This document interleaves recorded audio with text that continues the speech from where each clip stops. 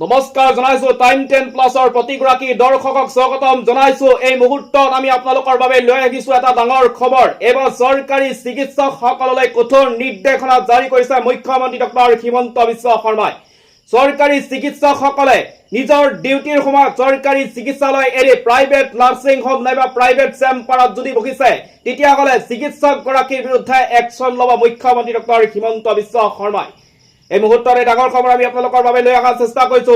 Private nursing হোমত যদি চৰকাৰী চিকিৎসকে বহিছে তেতিয়াহ'লে চৰকাৰী চিকিৎসক, প্ৰাইভেট নাৰ্ছিং হোম নাইবা প্ৰাইভেট চেম্বাৰ এই তিনিওজনৰ বিৰুদ্ধে একশ্যন লোৱা হ'ব। তিনিওটাৰ বিৰুদ্ধে একশ্যন ল'ব মুখ্যমন্ত্ৰী ডক্টৰ হিমন্ত বিশ্ব শৰ্মাই। চৰকাৰী চিকিৎসকসকলে নিজৰ ডিউটি আৱাৰ্ছ এৰি ব্যক্তিগত হাস্পাতালত ৰোগী চাব নোৱাৰিব।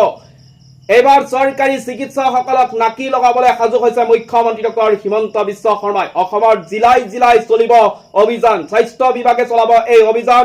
নিয়ম ভংগ কৰা চিকিৎসকৰ বিৰুদ্ধে চলিব এই অভিযান।